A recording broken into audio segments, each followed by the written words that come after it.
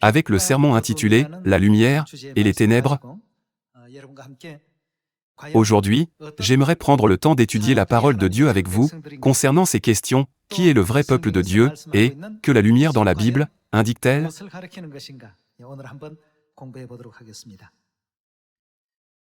Parmi les choses faites pour voir l'invisible, il y a un exemple notable. Frères et sœurs, pouvez-vous voir le temps? Le temps ne passe-t-il pas pendant que vous dormez, pendant que vous vous engagez dans diverses activités, pendant que vous prêchez l'Évangile, pendant que vous faites des pauses, pendant que vous mangez, ou même pendant que vous étudiez? Pouvez-vous voir le temps passer? Il est invisible. Quel est l'appareil qui nous permet de voir l'écoulement invisible du temps? C'est une horloge. À travers une horloge, nous réalisons, oh, le temps passe comme cela. De même, Dieu nous éclaire sur le monde spirituel à travers la Bible. Les choses du monde spirituel, telles que les justes et les méchants, ceux qui peuvent aller au ciel et ceux qui ne le peuvent pas, et les œuvres de Dieu et celles de Satan, ne peuvent pas être vues ou perçues par nous, qui vivons dans un monde à 3 dimensions. La Bible n'est-elle pas l'outil très important que Dieu nous a fourni pour voir précisément ce que nous ne pouvons pas percevoir? Alors, à travers la Bible, nous devons toujours regarder, vérifier et comprendre le monde invisible. Avant l'invention de l'horloge, avant que les humains ne perçoivent et ne déchiffrent le mouvement et les changements des corps célestes, ils n'avaient aucune notion du passage du temps.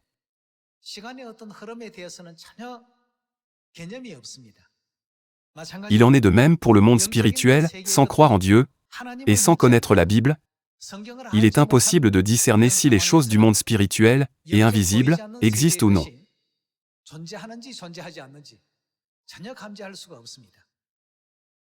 C'est pourquoi, aujourd'hui, avec vous, j'aimerais examiner à travers la Bible ce que signifie la lumière et ce que signifient les ténèbres. Nous examinerons également quelles caractéristiques possèdent ceux qui seront sauvés. Regardons Jean chapitre 3, verset 16.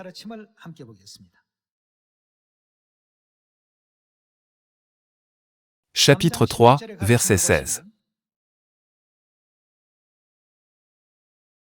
Car Dieu a tant aimé le monde, qu'il a donné son Fils unique, afin que quiconque croit en lui, ne périsse point, mais qu'il ait la vie éternelle. Dieu, en effet, n'a pas envoyé son Fils dans le monde, pour qu'il juge le monde, mais pour que le monde soit sauvé par lui.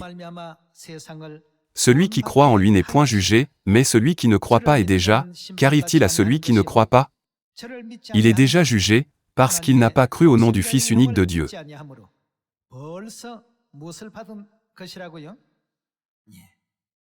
Il est dit que Dieu a déjà exécuté son jugement sur eux. Même avant que nous allions au ciel, et que nous entendions Dieu dire, « Toi, va en enfer, et toi, va au ciel », comment pourra-t-il nous connaître, et nous juger sur cette terre? Il nous jugera selon que nous avons cru ou non en Dieu, qui est venu sur cette terre en chair. Il est écrit que ceux qui ne croyaient pas en Jésus-Christ, Dieu qui est venu sur cette terre en chair il y a 2000 ans, ont déjà été jugés sur cette terre, sans avoir besoin de se tenir devant le siège du jugement dans le ciel. Qu'est-ce que cela signifie pour ceux qui ne croient pas en Dieu, qui est venu sur cette terre en chair au temps du Saint-Esprit?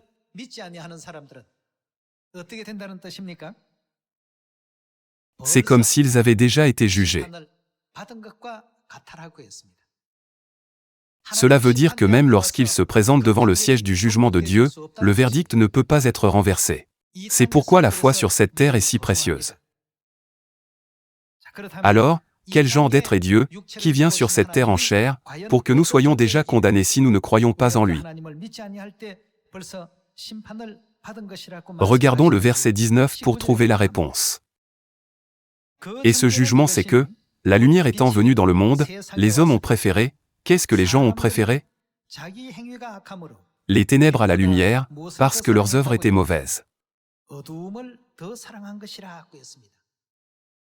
Continuons à découvrir qui représente la lumière, qui est venue dans le monde.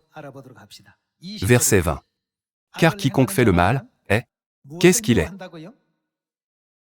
Quelle est la raison pour laquelle il est la lumière? Que fait-il? Il est écrit qu'il est la lumière, parce qu'il fait le mal. Car quiconque fait le mal, est la lumière, et, que fera-t-il? Il ne vient point à la lumière, de peur que ses œuvres ne soient dévoilées. Verset 21. Mais celui qui agit selon la vérité, que fait-il? Vient à la lumière, afin que ses œuvres soient manifestées, parce qu'elles sont faites en Dieu. Lorsque nous lisons Jean chapitre 3 verset 16, il est écrit que ceux qui ne viennent pas à la lumière sont désignés comme ceux qui font le mal. Ceux qui font le mal détestent la lumière elle-même, hésitent à s'approcher de la lumière, et la rejettent.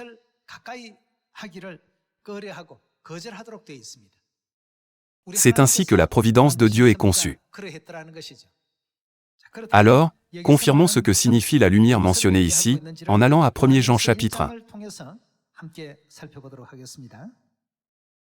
1 Jean chapitre 1, verset 5.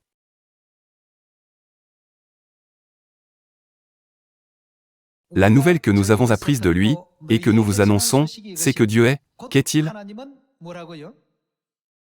Lumière, et qu'il n'y a point en lui de ténèbres. Il est écrit que Dieu est lumière. Si Dieu est lumière, qui était Jésus qui est venu sur la terre en chair il y a 2000 ans? Selon l'Évangile selon Jean chapitre 1, versets 1 et 14, il était Dieu qui existait dès le commencement. Bien qu'il soit venu sur cette terre en chair, il est Dieu. Même s'il est la lumière, il y avait des gens qui ont refusé d'entrer dans la lumière. Ils ont rejeté toutes les nouvelles de l'évangile du royaume que Jésus a prêché, et ils ont même crié « Crucifie-le ». Quel genre de personnes étaient-ils? Aujourd'hui, à travers les paroles de l'évangile selon Jean chapitre 3, nous pouvons voir qu'ils étaient tous méchants. Quelles sont les caractéristiques des méchants?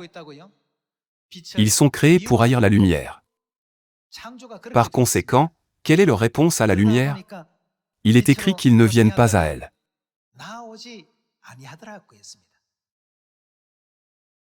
Selon 1 Jean chapitre 1, verset 5, la lumière n'est autre que Dieu. Ils ne viennent pas à Dieu. Pourquoi cela? Ils ont peur que leurs œuvres ne soient révélées. Donc, que préfèrent-ils à la lumière? Il est écrit qu'ils ont préféré les ténèbres à la lumière, Dieu. Puisque Dieu est lumière, qui existe en tant qu'opposé de la lumière? Par conséquent, ils préfèrent s'aligner sur les forces de Satan et recevoir son esprit avec plaisir. En conséquence, Dieu a jugé que ceux qui ne reçoivent pas Dieu, qui est venu sur cette terre comme la lumière, et qui ne s'approchent pas de lui, seront finalement confrontés au châtiment éternel de l'enfer.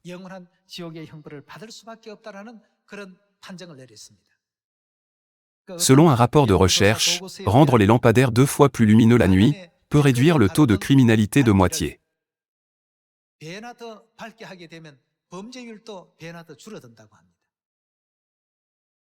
C'est un phénomène très étrange.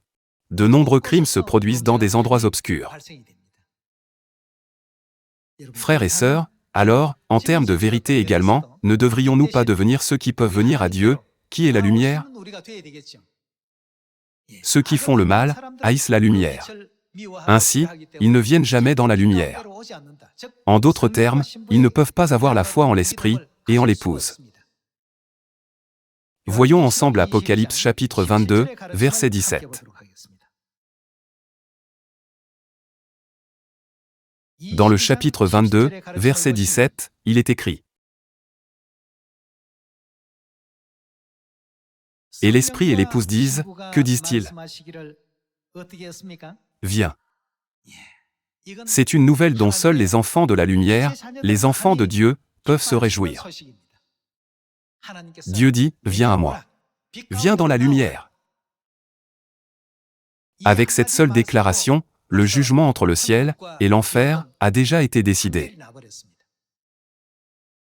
Ceux qui font le mal ne s'approcheront jamais de la lumière. Qui sont ceux qui viennent à Dieu le Père et à Dieu la Mère? Qui sont les lumières? Ce sont les enfants de la lumière. La Bible explique que ce sont ceux qui prennent plaisir à entrer dans la lumière et à y rester. En cette époque, il y a deux groupes, ceux qui désirent de recevoir Dieu le Père et Dieu la Mère, qui sont l'Esprit et l'Épouse, et ceux qui s'opposent à eux.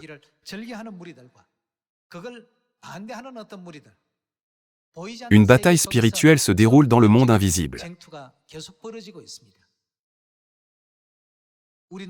Tout comme nous ne pouvons pas voir le passage du temps avec nos yeux, mais que nous pouvons mesurer le passage du temps avec l'invention d'une horloge, Dieu nous montre clairement le monde spirituel invisible, et nous en éveille au monde spirituel invisible à travers la Bible, l'outil de sa parole. Il indique clairement qui tombera en jugement, et qui sera le sujet du salut. Dieu, qui est la lumière, nous ouvre de nombreux chemins, pour que nous nous repentions, et retournions au royaume des cieux.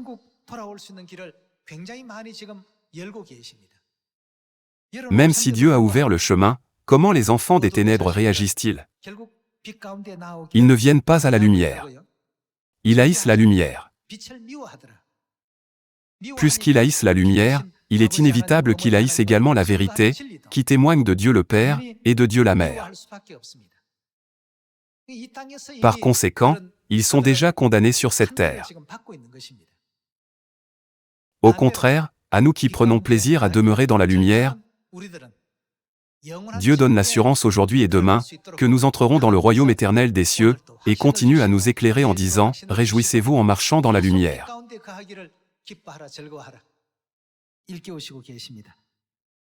Alors, quel genre de chemin Dieu, qui est la lumière, a-t-il préparé et créé lorsqu'il est venu sur cette terre il y a 2000 ans? Voyons Jean chapitre 12, verset 46.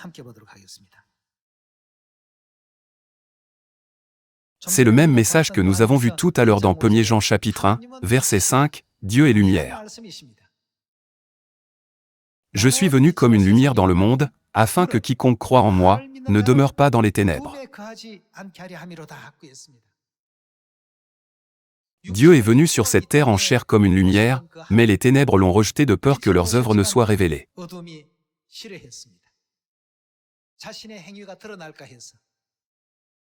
Aujourd'hui, alors que nous proclamons la vérité, et déclarons Dieu le Père et Dieu la Mère, qui sont les lumières, qui sont venus sur cette terre, il y a des entités qui les haïssent, et les détestent sans raison. Pourquoi cela? Par nature, ils sont prédisposés à haïr la lumière. En revanche, notre présence même ici aujourd'hui, sert de preuve que nous aimons la lumière, que nous nous réjouissons de la lumière, et que nous prenons plaisir à demeurer dans la lumière. Donc, comme indiqué dans le verset 46, « Je suis venu comme une lumière dans le monde, afin que quiconque croit en moi, c'est-à-dire ceux qui croient en Dieu, qui est venu sur cette terre en chair, ne demeure pas dans les ténèbres. Si quelqu'un entend mes paroles, et ne les garde point, ce n'est pas moi qui le juge, car je suis venu non pour juger le monde, mais pour sauver le monde.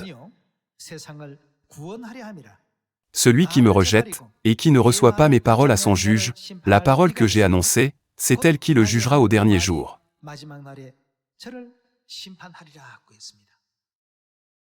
Frères et sœurs, qu'ont dit Dieu le Père et Dieu la Mère, qui sont venus sur cette terre en chair, en tant qu'esprit et épouse?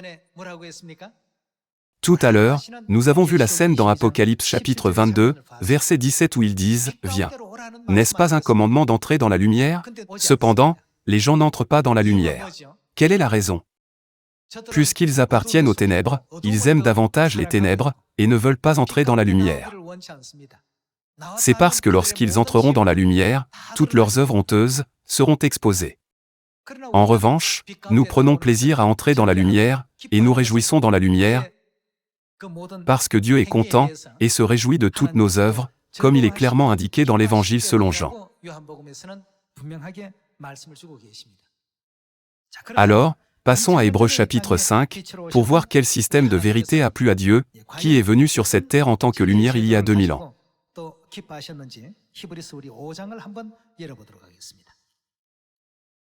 Maintenant, Dieu nous permet de discerner des choses qui ne sont pas visibles à nos yeux. Examinons la scène où Dieu nous a montré si nous sommes ses enfants ou non.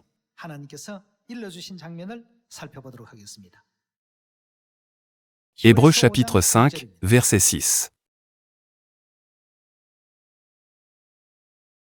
Comme il dit encore ailleurs, tu es sacrificateur pour toujours, selon quel genre d'ordre? Selon l'ordre de Melchisédek. Voyons le verset 7. C'est lui qui, dans les jours de sa chair, a présenté avec de grands cris, et avec larmes des prières, et des supplications à celui qui pouvait le sauver de la mort, et il a été exaucé à cause de sa piété. Il a appris, bien qu'il soit fils, qui est le fils? C'est Jésus. Il a appris, bien qu'il soit fils, l'obéissance par les choses qu'il a souffertes. Après avoir été élevé à la perfection, il est devenu pour tous ceux qui lui obéissent l'auteur d'un salut éternel, Dieu l'ayant déclaré, quoi? Souverain sacrificateur selon l'ordre de Melchisédek. Dieu nous éveille au fait que Jésus a été déclaré par Dieu souverain sacrificateur selon l'ordre de Melchisédek.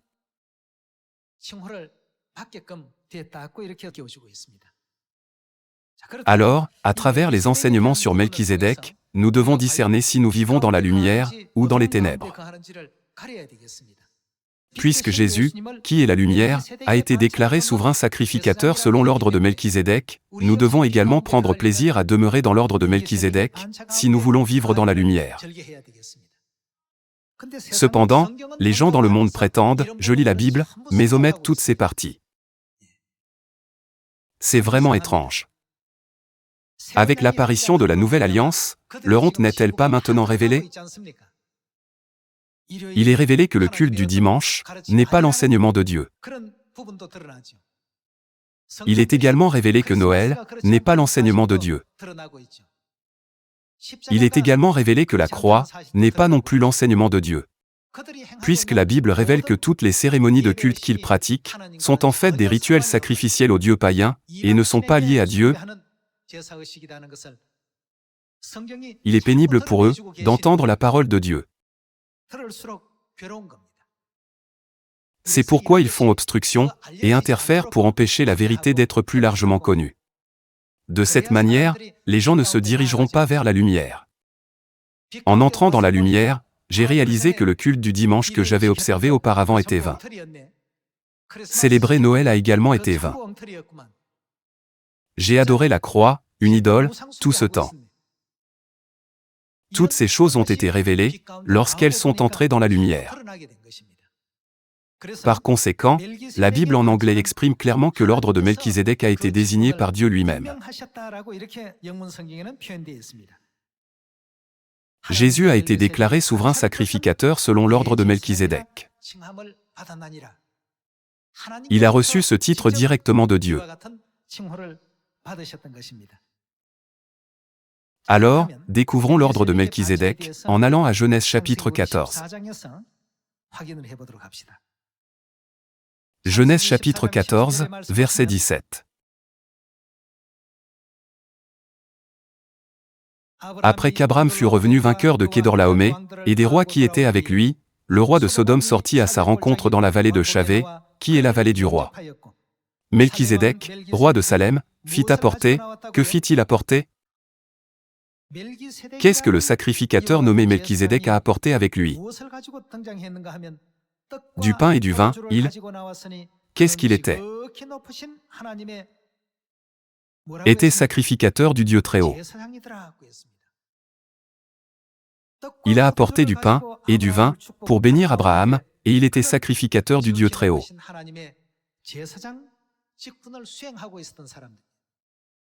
verset 19. Il bénit Abraham, et dit, « Béni soit Abraham par le Dieu très haut, maître du ciel et de la terre. Béni soit le Dieu très haut, qui a livré tes ennemis entre tes mains. » Et Abraham lui donna la dîme de tout.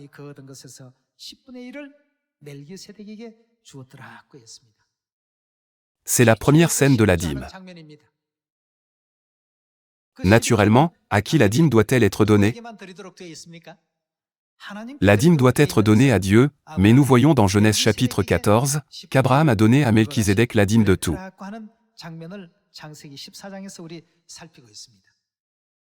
Qui est dit être le souverain sacrificateur selon l'ordre de Melchisédek? La Bible témoigne que c'est Jésus, qui est Dieu le Fils selon la Trinité.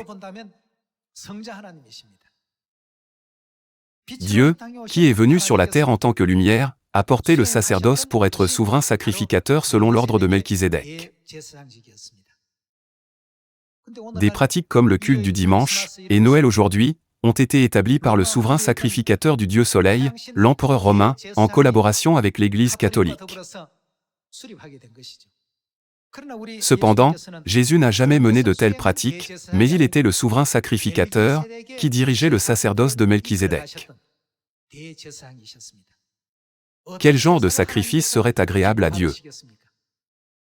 Était-ce le sacrifice d'Abel ou de Caïn?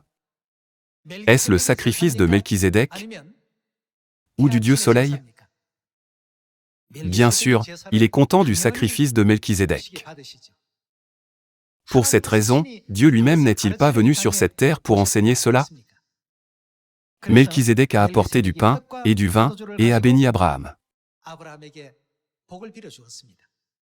C'était une époque où de nombreux sacrificateurs versaient le sang des animaux et offraient des sacrifices et rendaient le culte à Dieu avec ce sang du sacrifice.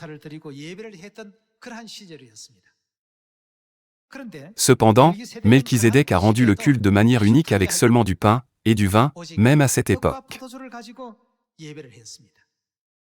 Alors, regardons comment Jésus-Christ, notre Dieu qui est venu comme la lumière, a enseigné la règle du sacrifice du pain et du vin dans le Nouveau Testament, en allant à Matthieu chapitre 26, verset 17.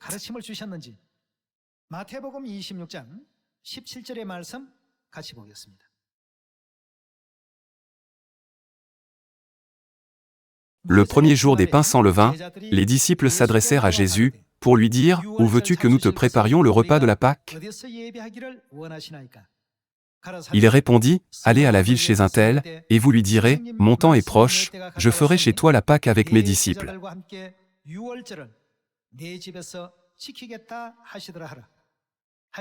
Les disciples firent ce que Jésus leur avait ordonné, et ils préparèrent la Pâque. Passons au verset 26. N'est-ce pas la parole donnée ce même soir de la Pâque? Pendant qu'ils mangeaient, Jésus prit du pain, et, après avoir rendu grâce, il le rompit, et le donna aux disciples, en disant, « Prenez, mangez, ceci est mon corps. » Il prit ensuite une coupe, et, après avoir rendu grâce, qu'est-ce qui est contenu dans la coupe? C'est du vin, mais le vin de ce jour est différent du vin que les gens boivent habituellement. Quel genre de vin est-ce? C'est le vin de la Pâque. Il prit ensuite une coupe, et, après avoir rendu grâce, il la leur donna, en disant, que disait-il? Buvez-en tous, car ceci est mon sang, le sang de l'Alliance, qui est répandu pour beaucoup, pour le pardon des péchés. Tout comme Melchisédek a béni Abraham avec des bénédictions physiques par le pain et le vin, quelle alliance Jésus-Christ, en accomplissant le sacerdoce de Melchisédek spirituel, a-t-il établi par le pain et le vin?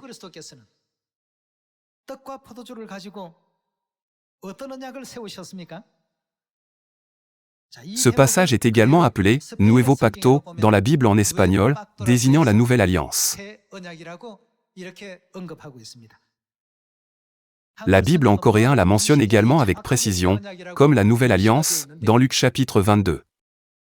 Finalement, la vérité de la Nouvelle Alliance peut être considérée comme l'essence de l'ordre de Melchisédek. Tout comme Melchisédek a béni Abraham avec des bénédictions physiques par le pain et le vin, Avec quelle bénédiction Jésus-Christ, le Melchizedek spirituel, nous a-t-il bénis par le pain et le vin? D'après Jean chapitre 6, qui aura-t-il en nous si nous mangeons la chair du Fils de l'homme, et que nous buvons son sang? Jésus a dit que nous recevrons la vie éternelle, la bénédiction la plus importante. Dans ce but, Dieu est venu sur cette terre en tant que lumière, et a établi la vérité de la lumière sur cette terre. C'est pourquoi nous décrivons la vérité, et Dieu comme lumière. C'est parce que c'est la vérité établie par Dieu. Alors, qui sont en effet ceux qui se réjouissent, s'approchent d'eux, et demeurent dans la vérité de la nouvelle alliance, qui est la lumière?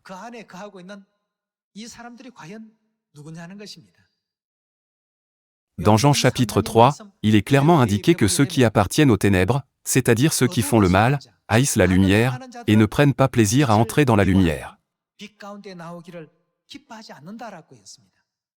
Dieu les a clairement distingués par ces caractéristiques.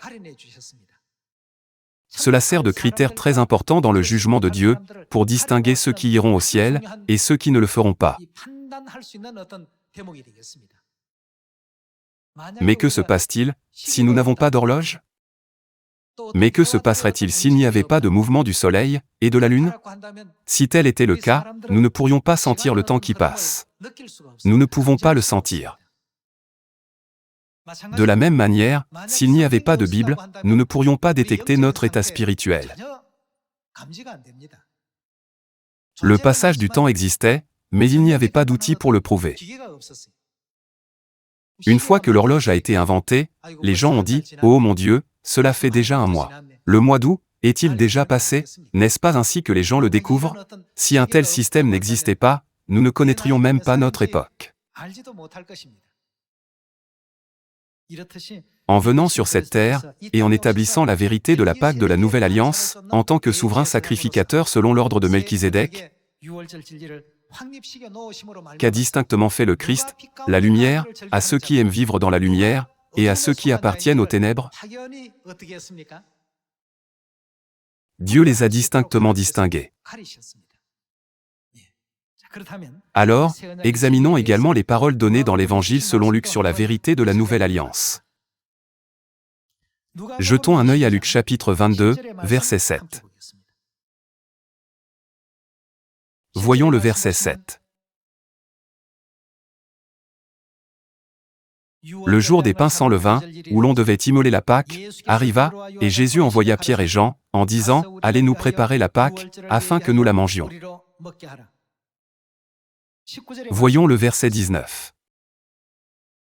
Ensuite il prit du pain, et, après avoir rendu grâce, il le rompit, et le leur donna, en disant, « Ceci est mon corps, qui est donné pour vous, faites ceci en mémoire de moi. » Il prit de même la coupe, après le souper, et la leur donna, en disant, « Cette coupe est la nouvelle alliance en mon sang, qui est répandue pour vous. » Certainement, par le pain et le vin de la Pâque de la Nouvelle Alliance, Dieu a établi l'ordre de Melchizedek. Au temps d'Abraham, tandis que d'autres sacrificateurs offraient des sacrifices avec le sang des animaux, seul Melchizedek a béni Abraham avec du pain et du vin. À propos de Melchizedek, dans Hébreux chapitre 5, il est écrit « Dieu l'ayant déclaré souverain sacrificateur selon l'ordre de Melchizedek. » Si Jésus-Christ, qui est la lumière, suit l'ordre de Melchizedek, alors nous devons également suivre naturellement l'ordre de Melchizedek. Puisque Dieu a dit qu'il a établi cela pour nous, n'est-ce pas naturel pour nous, les pécheurs, de garder la vérité de la Nouvelle Alliance? Ce serait en effet la bonne chose à faire. Examinons la promesse de bénédiction que Dieu a accordée à ces personnes. Voyons Jérémie chapitre 31, verset 31. Chapitre 31, verset 31. Voici, les jours viennent, dit l'Éternel, où je ferai avec la maison d'Israël et la maison de Juda, que fera-t-il? Une alliance nouvelle. Découvrons-en plus sur la nouvelle alliance dans le verset 33. Mais voici l'alliance que je ferai avec la maison d'Israël, après ces jours-là, dit l'Éternel, je mettrai ma loi au-dedans d'eux, je l'écrirai dans leur cœur, et je serai. Qui sera-t-il? Leur Dieu, et ils seront mon peuple. Puisque Dieu est la lumière, il voulait dire, je serai leur lumière, et eux aussi seront mon peuple qui demeure dans la lumière. C'est ainsi que Dieu reconnaît ceux de la nouvelle alliance selon l'ordre de Melchizedek.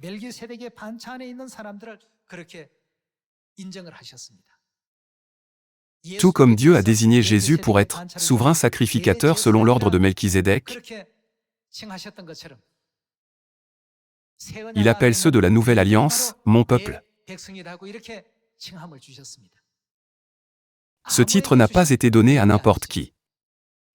Nous devons demeurer dans la lumière. Ne devrions-nous pas demeurer dans Père Céleste et Mère Céleste? Continuons avec le verset 34. Celui-ci n'enseignera plus son prochain, ni celui-là son frère, en disant « Connaissez l'Éternel ». Car tous me connaîtront, depuis le plus petit, jusqu'au plus grand, dit l'Éternel, car que fera-t-il? Pardonnerai leur iniquité, il pardonnera la méchanceté de ceux qui sont dans la nouvelle alliance. Et je ne me souviendrai plus de leurs péchés. Alors, cette alliance promise peut-elle être facilement abolie? Voyons le verset 36. Si ces lois viennent à cesser devant moi, dit l'Éternel, la race d'Israël aussi cessera pour toujours d'être une nation devant moi. Verset 35.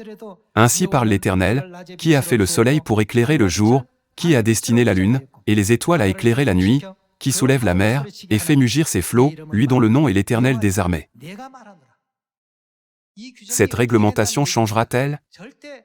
Il nous a donné une promesse sur qu'elle ne changera jamais. Alors, pour que vous et moi demeurions dans la lumière, nous devons tous être dans la nouvelle alliance, et nous devons tous demeurer dans la vérité de la Pâque au sein de la nouvelle alliance, n'est-ce pas? C'est pourquoi Hébreux chapitre 9 dit que la nouvelle alliance nous permet de recevoir l'héritage éternel promis. En d'autres termes, n'est-ce pas la promesse sûre de Dieu, qui nous permet d'entrer dans le royaume des cieux? Relisons Jean chapitre 3, verset 19. Et ce jugement c'est que, la lumière étant venue dans le monde, les hommes ont préféré les ténèbres à la lumière, parce que leurs œuvres étaient mauvaises. Car quiconque fait le mal, est la lumière, et, que fera-t-il? Il ne vient point à la lumière. Pourquoi cela? C'est parce qu'ils n'aiment pas la lumière. C'est leur nature. Il est expliqué dans le verset 20, qu'il ne vient point à la lumière, de peur que ses œuvres ne soient dévoilées. Verset 21. Mais celui qui agit selon la vérité, que fait-il? Vient à la lumière. Lorsque l'esprit et l'épouse disent « Viens », va-t-il à Dieu, qui est la lumière? Celui qui agit selon la vérité, vient à la lumière. Lorsque nous prêchons Dieu la mère, il demande « Dieu la mère, où se trouvant-elle » C'est dans la Bible. Regardons la Bible. Lorsqu'ils lisent Galates chapitre 4 et Genèse, n'est-ce pas clairement indiqué? Par conséquent, celui qui agit selon la vérité, vient à la lumière, afin que ses œuvres soient manifestées, parce qu'elles sont faites en Dieu. En conséquence, ils reçoivent la vérité de la nouvelle alliance que Dieu a accordée, ainsi que Dieu la Mère, et Dieu le Père. Rencontrer Père et Mère est plus précieux pour eux que toute autre chose au monde, il n'y a pas de plus grande joie.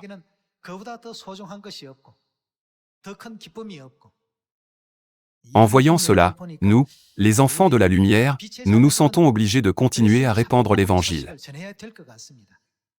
La simple mention de « Dieu la Mère » peut avoir un tel effet sur leur cœur. C'est là une caractéristique des enfants de la lumière.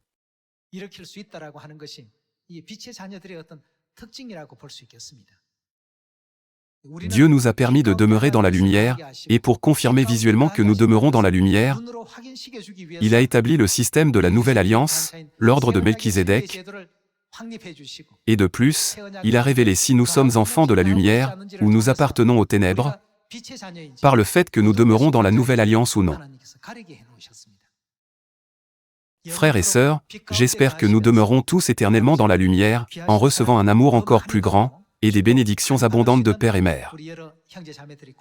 En espérant que vous avez trouvé grâce dans ces paroles, je conclus le sermon d'aujourd'hui. Merci.